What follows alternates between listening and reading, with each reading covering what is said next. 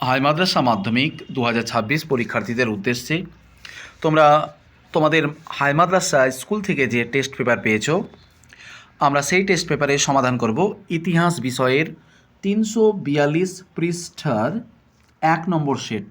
এটার আমরা সমাধান করব।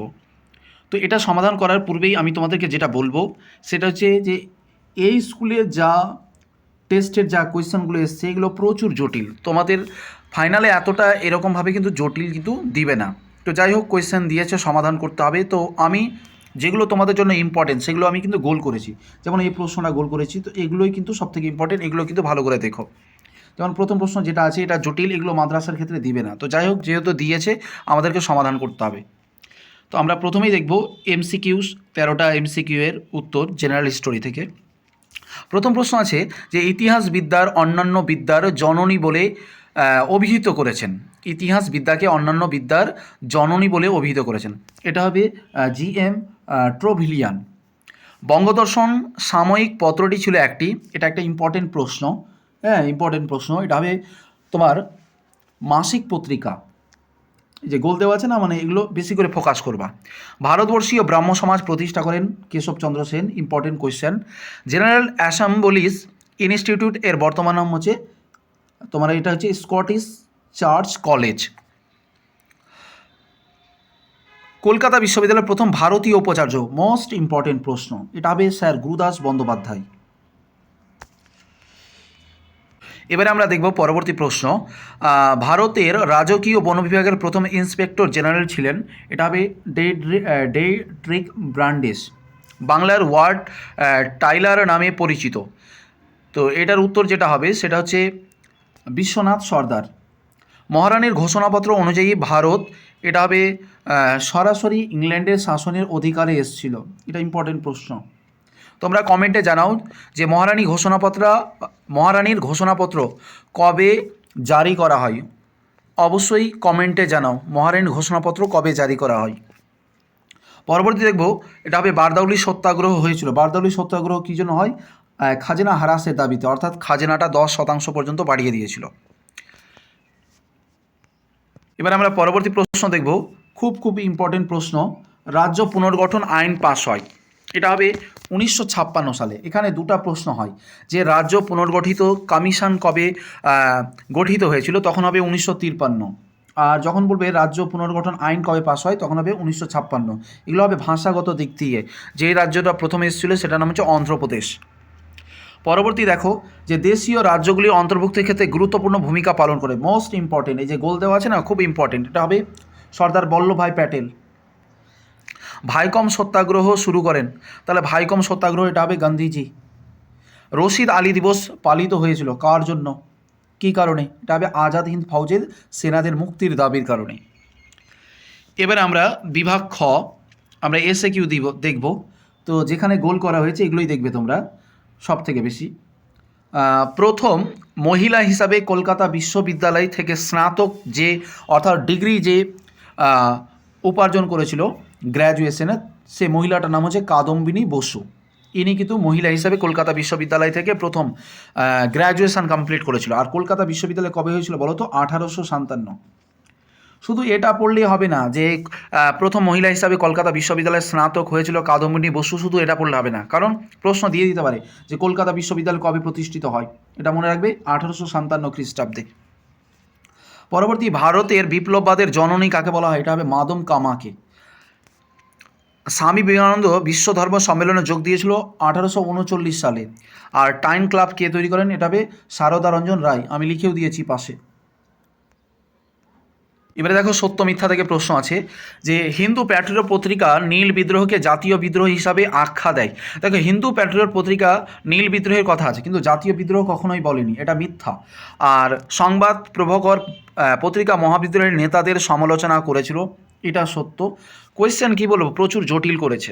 তারপর দেখো, মাতঙ্গিনী হাজরা বঙ্গভঙ্গ আন্দোলনের নেতৃত্ব দিয়েছিল, এটা মিথ্যা। কারণ মাতঙ্গিনী হাজরা এ কিন্তু ভারত ছাড়ো আন্দোলনে আর আইন অমান্য আন্দোলনে কিন্তু যুক্ত ছিল। আর অর্ধেক জীবন উপন্যাসের লেখক হলেন ঋত্বিক ঘটক, এটা মিথ্যা। কারণ এটা হবে সুনীল গঙ্গোপাধ্যায়। এবার আমরা দেখব বাম দিকের সঙ্গে ডান দিক বা কয় স্তম্ভের সঙ্গে ক্ষয় স্তম্ভ। প্রথমে দেখে নিই চটপট। জঙ্গলমহল এটা জানাই আছে চুয়াড় বিদ্রোহ। আর ন্যাশনাল পেপার থেকে এখানে হবে নবগোপাল মিত্র। আর বঙ্কিমচন্দ্র চট্টোপাধ্যায় এই কিন্তু বিজ্ঞানের দিকে ছিল। আর লর্ড কার্জন এটা জানাই আছে তোমার, এটা হয়ে যাবে বঙ্গভঙ্গ পরিকল্পনা। বঙ্গভঙ্গ হয়েছিল 1905-এ, শেষ হয়েছিল 1911। খুব ইম্পর্টেন্ট, 1905 আর 1911। আবার এই 1911 খ্রিস্টাব্দে কী আরও দুটো ঘটনা হয়েছিল। মোহনবাগান ক্লাব IFA শিল্ড জয়লাভ করে, আর এদিন ভারতের রাজধানী কলকাতা থেকে দিল্লিতে স্থানান্তরিত হয়। এগুলো অবশ্যই লিঙ্কভাবে পড়তে হবে। দেখো, ইতিহাস ভূগোল এগুলো হচ্ছে একটা স্ট্যাটিক এগুলো হচ্ছে একটা জিকে। তো অবশ্যই এগুলো তোমাকে এর কনসেপ্ট অনুযায়ী লজিক সহ লিঙ্ক সহ পড়তে হবে, শুধুমাত্র একটাই পড়লে হবে না কিন্তু। আচ্ছা, ম্যাপের ক্ষেত্রে যেটা এবছর আমি তোমাদেরকে বলেছি, ম্যাপ আমি আমার চ্যানেলে দেওয়া আছে। কাশ্মীর লক্ষ্য করবে, জম্মু কাশ্মীর লক্ষ্য করবে, তার সঙ্গে কর্ণাটক, উত্তরপ্রদেশ, হ্যাঁ এই কয়েকটা লক্ষ্য করবে, তোমরা একটা শিওর কমন পাবে। এখান থেকে কাশ্মীর দেখে নেবে। কাশ্মীর ম্যাপের কোথায় আছে বলো তো? একদম সব থেকে উপরে কাশ্মীর, এখানে দাগ নম্বরটা বসিয়ে দেবে। আচ্ছা, বিবৃতির ক্ষেত্রে আমি যেটা তোমাদেরকে বলবো, তোমরা দেখতে থাকো, যে রামমোহন রায় ব্রাহ্ম সমাজ স্থাপন করেছিল, এটা হবে একেশ্বরবাদ প্রচার করার জন্য। আর অপরদিকে গান্ধীজি জমিদারদের বিরুদ্ধে, এটা হবে তোমার গান্ধীজি শ্রেণী সংগ্রাম, অর্থাৎ এটা হবে। আচ্ছা, এবারে 2 মার্কের ক্ষেত্রে আমি যেগুলো পড়তে বলবো, যে স্থানীয় ইতিহাস কাকে বলে, কার সময় কবে কলকাতা মাদ্রাসা প্রতিষ্ঠিত হয়, 1781 ওয়ারেন হেস্টিং, কেন তিতুমির আজ স্মরণ করা হয়, ভারত সভার উদ্দেশ্যগুলো কী কী, ভারতের ইতিহাসে 1950 সালে 26শে জানুয়ারি গুরুত্বপূর্ণ কোনো চৌরি চৌরা ঘটনা, আর মেকলে মিনিট, খুব ইম্পর্টেন্ট। আচ্ছা, তোমাদের উদ্দেশ্যে আমি একটা কথা বলি।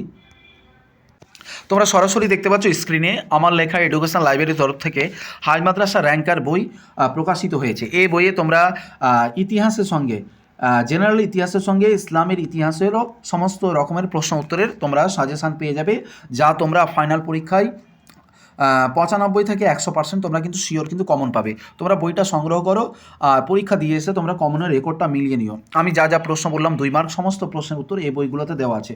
তোমরা যারা এই বইটা সংগ্রহ করতে চাইছো আমাকে হোয়াটসঅ্যাপ করো, তোমরা এই নম্বরে হোয়াটসঅ্যাপ করো 7098830182 অথবা ভিডিও ডেসক্রিপশন বক্সেও এই নাম্বারটা পাবে। এখানে তোমার MCQ SAQ বাম দিক ডান দিক 2 মার্ক 4 মার্ক 8 মার্ক, তার সঙ্গে ইসলামের ইতিহাস সমস্ত A to Z দেওয়া আছে। তো অবশ্যই বইটা পড়তে গিয়ে সংগ্রহ করো। এবারে আমরা দেখব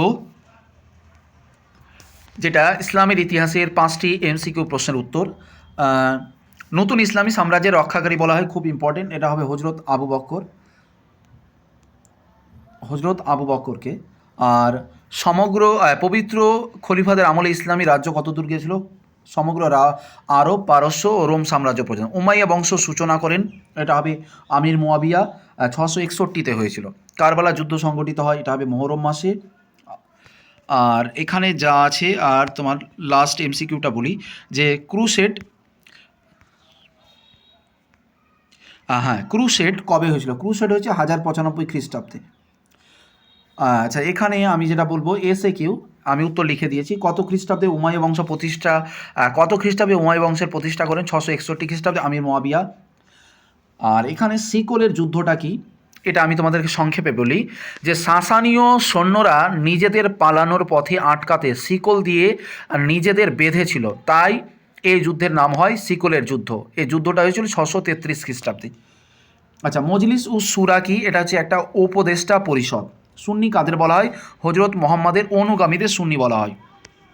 তার সঙ্গে আমরা এবারে কয়স্তম্ভের সঙ্গে ক্ষয়স্তম্ভ দেখব। জিব্রাইল থেকে ফেরেস্তা, বাইতুল মাল থেকে কোষাগার। আর হজরত মোহাম্মদ ইন্তেকাল করেন 632 খ্রিস্টাব্দে, সত্য। আর দিল্লি সুলতানি যুগে লাক বক্স বলা হয় ইলতুৎমিশকে, না এটা হবে কুতুবুদ্দিন আইবককে। তো তোমাদের উদ্দেশ্যে বলি যে হাই মাদ্রাসা মাধ্যমিকের একটা হোয়াটসঅ্যাপ গ্রুপ ওপেন করা হয়েছে। এই গ্রুপে সমস্ত রকমের সাজেশান, PDF সমস্ত কিছু দেওয়া হয়। তোমরা যারা গ্রুপ যুক্ত হতে চাইছো গ্রুপে, ভিডিও ডেসক্রিপশন বক্সে একটা হোয়াটসঅ্যাপ গ্রুপ লিঙ্ক আছে, সেখানে লিঙ্কে ক্লিক করলেই তোমরা কিন্তু গ্রুপে যুক্ত হতে পারবে। অবশ্যই লিঙ্কে যুক্ত হও। আর যারা এখনও আমার চ্যানেলটা সাবস্ক্রাইব করো না, অবশ্যই সাবস্ক্রাইব করো ভাই। হাই মাদ্রাসার ক্ষেত্রে এরকম একটা পরিশ্রম করে তোমাদেরকে সহায়তা করি, তোমরা যদি না করো তাহলে কে করবে? অবশ্যই সাবস্ক্রাইব করো। আর বন্ধুদের ক্লাসমেট যারা আছে তাদেরকে অবশ্যই শেয়ার করে দিও ক্লাসটা। দেখা হচ্ছে পরবর্তী ক্লাসে, পরবর্তী সেটে ইতিহাসের।